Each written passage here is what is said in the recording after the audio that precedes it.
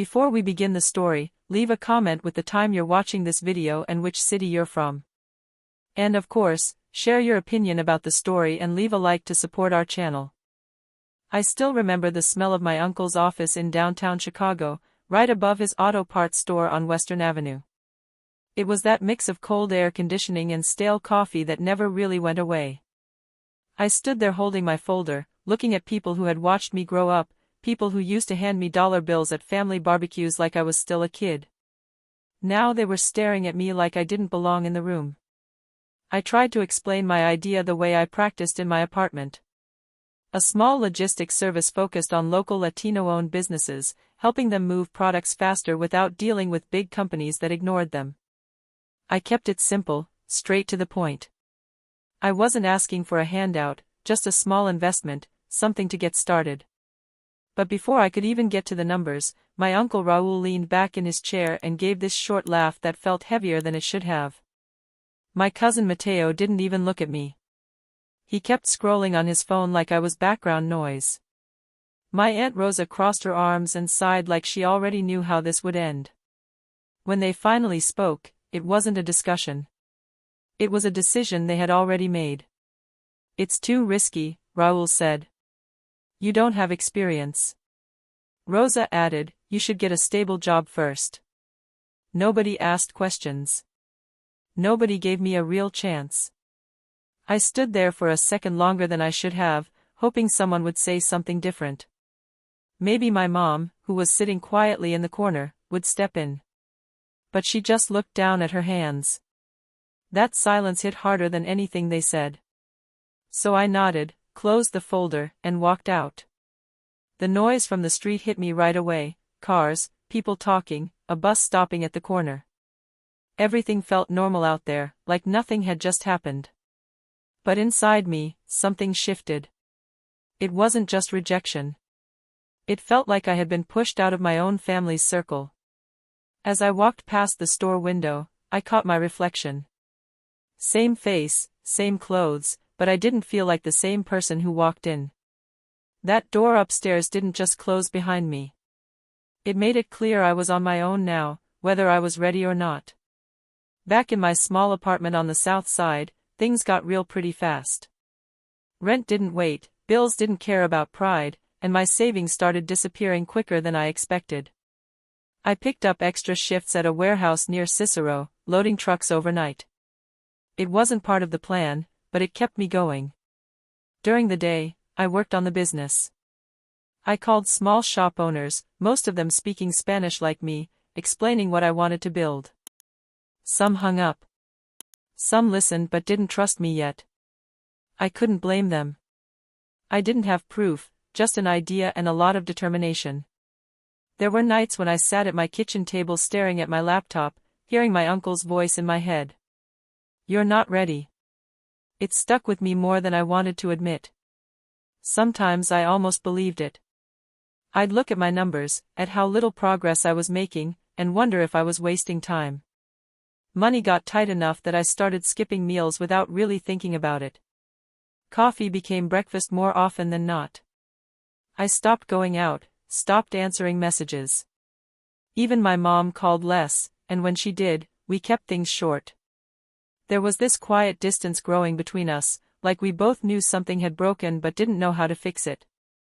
But in all that noise inside my head, something else started to grow. I stopped waiting for approval. I made decisions faster, even if they weren't perfect.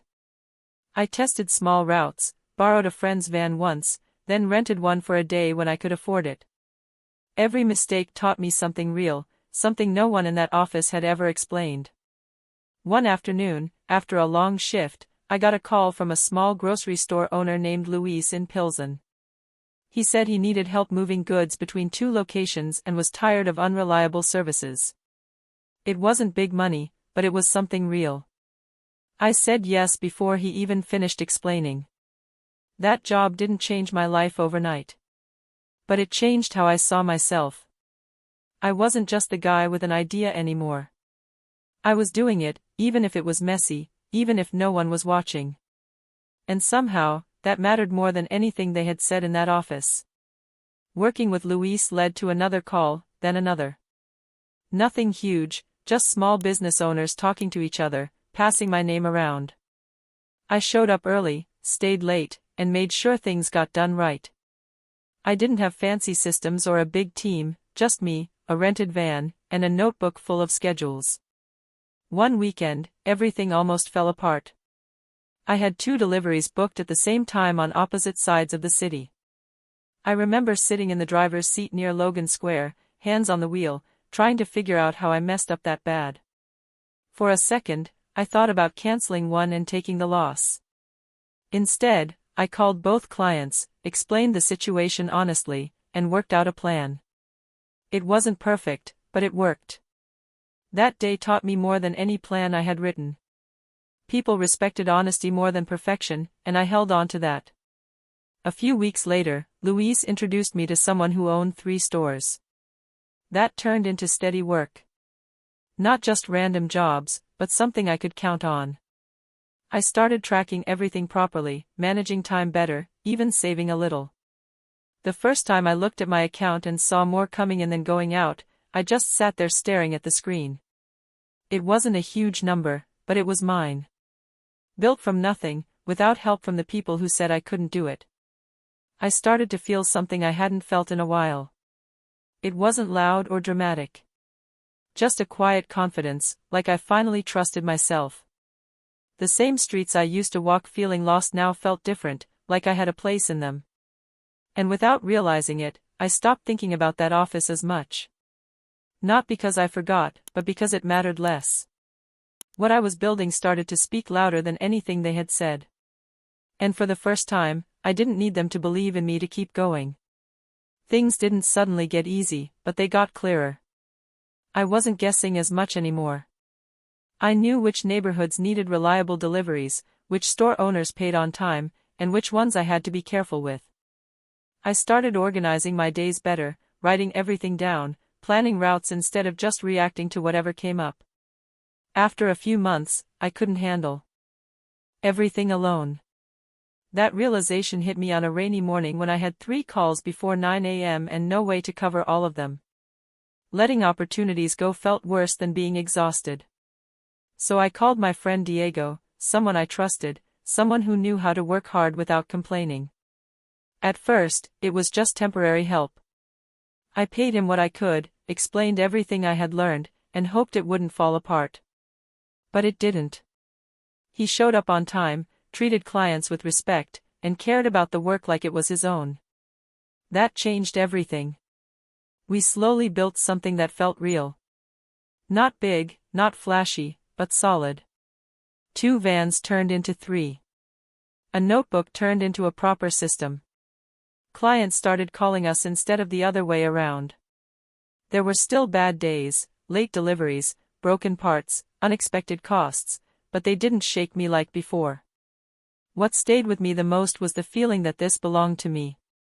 No one could take credit for it, and no one could shut it down with a simple, no. Every decision, every mistake, every win, it was all ours.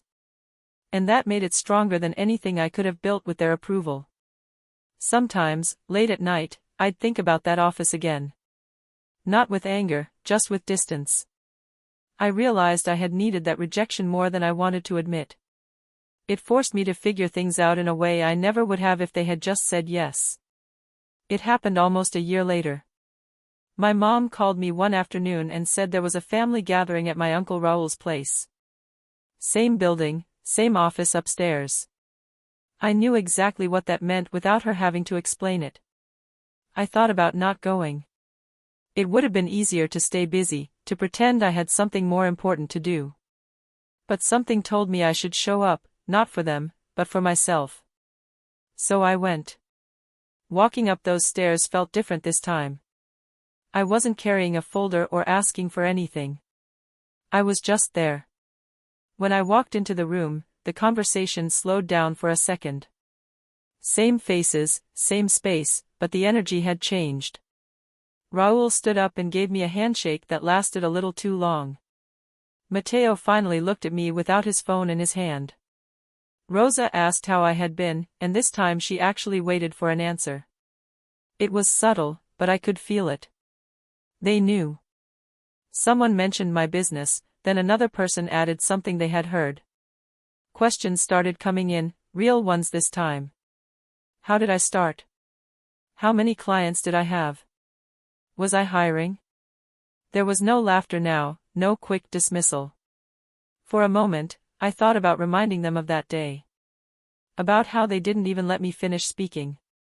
The words were right there, easy to say. But I let them go. Instead, I told them what happened. The long nights, the mistakes, the small wins that added up. I kept it simple, no exaggeration, no need to prove anything. I wasn't there to get even. I was there because I had moved past that moment. When I glanced at my mom, she was looking at me differently. Not with worry like before, but with something closer to pride. That meant more than anything else in that room. After that day, things kept moving forward. The business grew at its own pace, steady and controlled. We added more clients, improved our system, and built a reputation that people trusted. It wasn't about getting big fast. It was about lasting. I still saw my family, but the dynamic had shifted. They treated me differently now, listened more, questioned less. Some of them even asked for advice, which felt strange at first. I didn't hold anything against them, but I didn't forget either.